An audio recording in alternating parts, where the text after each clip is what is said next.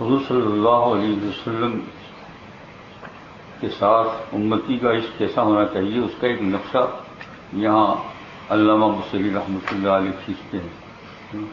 کہتے ہیں کہ نعم صراطیکم الہوا والرکنی والحب یاطرز اللذات بالعلم. یہاں سچ ہے جب آپ کا خیال آ جاتا ہے، یعنی اس ذات صلی اللہ علیہ وسلم کا خیال آ جاتا ہے جسے میں چاہتا ہوں، تو کہتے ہیں کہ میرا دل بہت ہی نرم ہو جاتا ہے، رقت ہو جاتی ہے، اور میری ساری لذتیں ختم ہو جاتی ہے، اور اس کی جگہ کے اوپر ایک قسم کا علم یعنی تکلیف آ جاتی ہے. تکلیف کا معنی یہ تکلیف نہیں کہ جسمانی ہوتی ہے، تکلیف کا معنی ایک درد ہوتا ہے، یعنی حضور کی یاد کا. یہ لکھا آپ نے، میں نے حضور صلی اللہ علیہ وسلم کے ساتھ امتی کے عشق کی ایک نقشہ کھینچا کہ جب آپ کا خیال آ جاتا ہے تو جو ہے میری لذتیں بھی ختم ہو جاتی ہے، اور مجھے جو ہے ایک جو ہے درد ہو جاتا ہے کہ میں کب حضور سے ملوں، کب حضور سے ملاقات کروں، کب حضور کو دیکھوں. یہ تو یہ اس میں نقشہ کھینچا.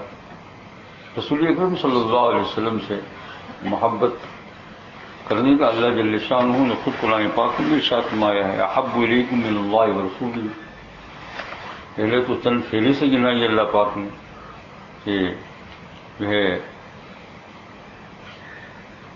تمہارا خاندان، قبیلہ، اولاد، کہتے ہیں کہ یہ سب چیزیں جو ہیں تمہارے رہنے کے مکانات، احب الیکم من اللہ ورسولہ، ان سب چیزوں کی محبت کم ہونی چاہیے، اللہ اور اس کے رسول کی محبت زیادہ ہونی چاہیے. اس میں بھی اللہ جل شانہ نے حضور صلی اللہ علیہ وسلم کی محبت کو بیان کیا. تو یہاں علامہ بصری نے یہی نقشہ کیا. تو مجھے یہ عرض کرنا ہے کہ اس کو حاصل کرو. حاصل کرنے سے ملتی ہے، بغیر حاصل کی ہوئے نہیں ملتی ہے. اور حاصل کرنا یہ ہے کہ زبان سے درود پاک پڑھے اور اعمال سے انہی سنتوں کو اختیار کرے جو رسول پاک صلی اللہ علیہ وسلم، اور اس کے خلاف کوئی بات کرنے کے اندر بہت پریشانی ہو رہی ہے کہ یہ حضور کے طریقے کے خلاف کیوں ہو رہی ہے، گھر میں، اٹھنے میں، بیٹھنے میں، کھانے میں. تو رضی اللہ تعالیٰ عنہ کو ایک مرتبہ حضور صلی اللہ علیہ وسلم کو رضی اللہ تعالیٰ عنہ نے کہا کہ یا رسول اللہ، میری محبت جو ہے آپ کے ساتھ سب چیزوں سے زیادہ ہے. صحابہ کرام بہت صاف گو ہوتے تھے، ہماری طرح جو ہے اندر کچھ اور باہر کچھ ایسا نہیں کرتے تھے. اس لیے آج ہمارا کام نہیں بن رہا ہے، ہم اپنے اصلی امراض کو سامنے آنے نہیں دیتے ہیں، چھپاتے ہیں، اس لیے باتیں بنتی نہیں ہیں. جب تک کہ اپنی اصل مرض کو اندر نہ آنے دے تب تک آدمی کی اصلاح ہوگی نہیں. ہم جو اچھی اچھی باتیں ہیں وہ بلاتے ہیں. مثلا کوئی بھی آئے گا تو کہا میں نے یہ پڑھا، وہ پڑھا، اس کو خواب میں دیکھا، اس کو خواب میں دیکھا، اور جو بدا مان لیا ہے اس کو کبھی ذکر کرے نہیں، اصلاح ہوتی نہیں. حتانوی رحمۃ اللہ علیہ کے یہاں ایک صاحب گئے، پہلے تو خط لکھا یہ چاہیے کہ میں آنا چاہتا ہوں اور بہت گنہگار ہوں، اعمال ٹھیک نہیں ہے، آپ سے میری اصلاح ہو جائے تو میں خانقاہ میں آ کر رہنا چاہتا ہوں. تو حضرت اگر ٹھیک ہے، آپ کی نیت ٹھیک ہے تو آپ آ جاؤ. تو وہ گئے.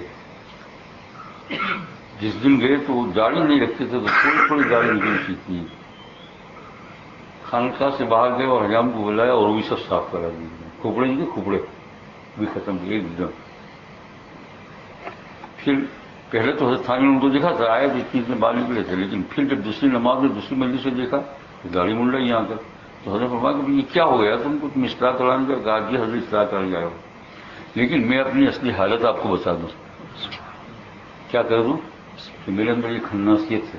تب تو آپ اتنے خوش ہوئے. اسی وقت کہا کہ اس آدمی کی ضرور اصلاح ہوگی، اس آدمی کی، کیونکہ اب یہ سب اپنا کچا پکا سب رکھ دے گا. یہ بتا دیا کہ میں اتنا نالائق ہوں، یہ کام میں گھر کیا کرتا تھا، ہے نا. یہ ہے میں نے آپ کو اپنا اثر بتایا. تھانوی کہا کہ پھر لے جاؤ، اور پھر حالات بنے، بڑے اچھے بنے. تو بھائی اگر صحابہ کرام رضوان اللہ اجمعین بھی ایسے ہی تھے. عمر رضی اللہ تعالیٰ عنہ نے حضور صلی اللہ علیہ وسلم یا رسول اللہ سب چیزوں سے آپ کی محبت بڑھی ہوئی ہے، لیکن ایک بات بتا دوں، میرے نفس سے آپ کی محبت نہیں بڑھی ہوئی ہے. ابھی جان مجھے بہت پیاری ہے. سچی بات کی عرض کر دی. کوئی ہمارے اتنا جیسا ہوگا میں فدا ہوں تم پر، خالی جمع خرچ زمانے. وہ لوگ ایسی جمالی خرچ نہیں کرتے تھے. ہم تو بہت باتیں کر لیتے ہیں، لیکن اس میں ہوتی جو ہے دو چار باتیں، باقی سب ایسی ہوتی ہے نا، میں مر جاؤں آپ کے اوپر، یوں فدا ہوں، یوں فدا ہوں، یوں فدا ہوں، لیکن جب فدا کا دن آ جائے اس وقت جو ہے نا، تو عمر رضی اللہ عنہ صاحب کہا کہ یا رسول اللہ سب چیز سے محبت زیادہ ہے، آپ سارا مال مانگو گے، سب کچھ، لیکن میرا نفس جو ہے ابھی مجھے پیارا ہے۔ تو حضور صلی اللہ علیہ وسلم ہے کہ یہ عمر یاد رکھ لو، جس کا خلاصہ یہ ہے کہ آدمی پکا مجھ سے محبت کرنے والا اور پکا مومن نہیں بن سکتا ہے جب تک کہ اپنے نفس سے بھی زیادہ میرے اوپر محبت رکھے۔ تو عمر رضی اللہ عنہ چند لمحہ خاموش رہے، مراقبہ کر لیا، وہ نیت کر لی، کہا یا رسول اللہ اب میرے دل کے اندر آپ کی محبت میرے نفس سے بھی زیادہ ہے۔ فوراً نہیں کہا بلکہ پہلے کیا نیت کر لی کہ اب کچھ بھی ہو جائے علم سٹ جائے، اور اللہ نے اتنے میں دے دیا، حضور سامنے تھے۔ تو اس وقت حضور صلی اللہ علیہ وسلم کہ ہاں اب تم پکے مومن ہوئے، کیا ہوئے الان، ایسا علی پاک طرف جاتا ہے، اب تم پکے مومن ہوئے، اس کے بغیر۔ تو بھائی جو آگے بات سنی، اس کو حاصل کرنے کے لیے کوشش درود پاک، اور جتنے کام کرے وہ سنت کے مطابق ہو، جہاں سنت کے خلاف ہو جائے تو فوراً دل کو درد ہو، اگلے ٹائم کے اندر جو ہے اس کے خلاف نہ کرے، سب چیزیں محبت کا تقاضا یہی ہے۔ بغیر عذر کے آدمی کا پیٹ نہیں بھرنا چاہیے، کھانا اچھا نہیں لگنا چاہیے ٹیبل پر بیٹھ کر، بغیر میں نے کیا کہا بغیر عذر کے۔ اب جائز ناجائز کی بات نہ پوچھنا، یہ پوچھنا ہو تو مفتی لوگوں کی آفس کھلی ہے آپ کے لیے، لیکن یہاں حب رسول کی بات کرتا ہوں، ہے نا، یہ حب رسول، پیٹ نہیں بھرے اگر حب رسول ہو تو بلا عذر، عذر بالکل ٹھیک ہے، اس میں تو کوئی حرج نہیں، وہ تو کہتے ہیں اللہ کے رسول کی محبت سے، لیکن یہ عذر میں اللہ کے رسول نے خود بتا دیا کہ تم کر سکتے ہو ایسا، اللہ کے رسول نے خود بتا دیا کہ تم ایسا کر سکتے ہو، تو یہ میں حضور کے حکم کے اوپر، یہ بھی ایک سنت ہے، اللہ کے رسول صلی اللہ علیہ وسلم قول بھی ایک سنت ہے نا یہ۔ تو مثلا ہم باہر گئے، سفر میں گئے، ہوٹل میں گئے کھانے کے لیے، اور وہاں کھانے نیچے بیٹھیں گے تو آپ کو کھانا دے گا ہی نیچے نہیں دے گا کھانا، بیٹھنا پڑے گا یہ، ہے نا یہ۔ یا پھر آپ ہوائی جہاز میں بیٹھے ہیں اور کہے میں نیچے بیٹھ جاؤں تو اس سے کہے گی آگے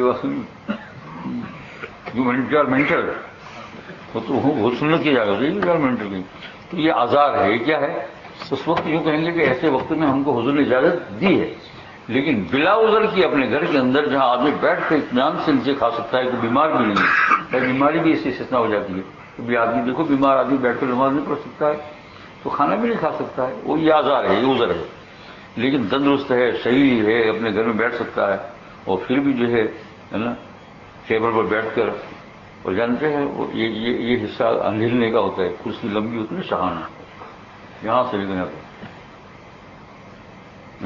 کھانا کھاتا ہے تو بھی گردن نہیں جھکے۔ ابو جہل کو دیکھا آپ نے، ابو جہل جو ہے نا غزوہ بدر کے اندر اس کو مارا گیا نا، تو زندہ تھا لیکن وہ گر پڑا تھا، زخمی کر دیا تھا، پاؤں کاٹ دیے تھے، تو ایک صحابی اس کا سر لینے کے لیے گئے اس کو ختم کر دوں، تو ابو جہل کہتا ہے دیکھو تم سر تو کاٹو، کاٹنے والے ہی ہو میں جانتا ہوں، لیکن میرا سر کاٹتے وقت دیکھو یوں کہ یوں ہی رکھے جا رہا، پیچھے سے پکڑو، نیچے نہیں کروں گا میں، دیکھا کیوں ہے نا، یہ کتنی شقاوت اور بدبختی ہے۔ تو آدمی کو اس پر بیٹھ کر کھانا اچھا نہ لگے، پیٹ نہ بھرے گا، جب میں سنت حضور کی نظر آتا ہوں، لیکن میں نے درمیان میں بات بتا دی ہے، آپ غلو نہیں کرنا، غلو کی دن رکنا، کوئی بیمار ہو اس کے اوپر آپ اعتراض کرنے لگ جاؤ نا، بلکہ بیمار کو تو کرسی لا کر دو کہ بھائی اس پر بیٹھ کر کھاؤ۔ سفر میں ہو آپ، ہوائی جہاز میں ہے یا ہوٹل میں کھانا ہے، معذوری اور مجبوری ہے، لیکن جہاں آپ کر سکتے ہیں وہاں کرو، اب ہر جگہ معذوری نہیں ہے، تھوڑی سی بات کے اندر معذوری ہے، کسی نے دعوت دی ٹیبل پر کھانا ہے وہاں، یہاں آپ کہہ سکتے ہو کہ آپ کی دعوت قبول ہے اس شرط کے ساتھ کہ آپ نیچے بیٹھ کر مجھے کھانا کھلاؤ، کیونکہ یہ رکھا ہے کہ دعوت کے اندر جائے تو سنت کے خلاف اگر کوئی بات ہوتی ہو تو اس دعوت کو نہ جانا اس کا اختیار ہے اور وہ منع کر سکتا ہے۔ اب وہاں لوگوں کے دیکھا دیکھی نہ، ایسی بات نہیں چلے گی، پر تم کو کھلانا ہو ٹھیک ہے۔ ایک مرتبہ میں یہ پناما کے سفر کے اندر تھا، تو یہ پناما اور باربوڈس دونوں جگہ ایسی ہے، وہاں لوگ دعوت بہت دیتے ہیں، دونوں جگہ ہیں، وہ جانے سے پہلے دعوت سب ریزرو ہو جاتی ہے، جیسا قبول کی جا اس سے پہلے ہی جہاں اترنے والے ہیں وہاں دعوت آ جاتی ہے، تو وہ ہم کو جانے کے بعد رات کو ہی فہرست سنا دیتے ہیں۔ یہ میں نے کہا یا اللہ تعالیٰ میرے پیٹ پر رحم کیجیے۔ تو ایک مرتبہ پناما میں گیا تو دعوت تھی ایک صاحب کی یہاں، تو وہ لوگ رہتے ہیں بہت اچھا پیسہ ان کے پاس، جیسا آپ لوگوں کے پاس ہے، بڑے بڑے مکانات ہے، یارڈ ہے، اس میں درخت ہے نا، تو وہ لوگ کھانا بھی یارڈ میں بیٹھ کر کھاتے ہیں. ذرا گرمی ہوتی ہے نا یہ، تو اس میں چھتریاں لگی ہوئی ہوتی ہے اور اس کے نیچے بیٹھ کر کھانے کا نظام. جب ہماری دعوت دی تو ہم گئے تو بہت کافی لوگ دعوت میں تھے، تو ٹیبل کرسیاں رکھی ہوئی تھی، میں نے دیکھ لیا. میں نے کہا کہ دیکھو میں اس پر بیٹھ کر کھانا نہیں کھاؤں گا، اگر آپ کو کھانا کھلانا منظور ہے میں تم سب لوگوں کو نہیں کہتا ہوں، میں اکیلے نیچے بیٹھ کر کھاؤں گا اگر تم کھلانا، اور اس میں اگر آپ کو سہمتی ہو تو آپ کی مرضی کی بات ہے. لیکن وہ بیچارے ایسے نہیں تھے، دیندار لوگ سے مان لیتے ہیں. یہ اصل میں ہم لوگ بتاتے نہیں، فوراً کا ہٹاؤ گھر والے کا ٹیبل ہٹاؤ فوراً. میں نے کہا میری ذرا بھول ہو گئی کہ میں نے پہلے سے بتایا نہیں، لیکن میں نہیں جان سکتا کہ آپ ایسا کریں گے. تو دونوں طرف سے سوری ہو گئے، فوراً ٹیبل کو ہٹا دیا. اور کیا اس میں کیا دیر لگتی ہے نا، بس یہ بچھا دو آگے، چادر فرسٹ کلاس بچھا دی، اور جو ہے پھر اس کے بعد سب رکھ دیا. پھر میں نے کھانا کھا کے لوگ کہا کہ جو یہاں بیٹھ کر کھانے میں مزہ تو ٹیبل پر تم کو نہیں ہوتا، یہاں 4 لوگ میں زیادہ کھائے جا رہے ہیں. بھائی فلاں کی جگہ ہے، بیٹھے ہیں یوں آپ کسی طریقے سے، پانی ہے جھاڑ، اور ٹیبل کے اوپر چھوٹی سی جگہ ہوتی ہے نا، قید خانے میں بیٹھ کر کھانا کھانے کی. کیا سمجھو؟ تو بعد یہ ایک تمثیل تھی. میں یہ عرض کر رہا ہوں کہ محب نبوی اعمال سے اور اقوال دونوں سے، اقوال میں درود پاک اور اعمال اللہ پاک کو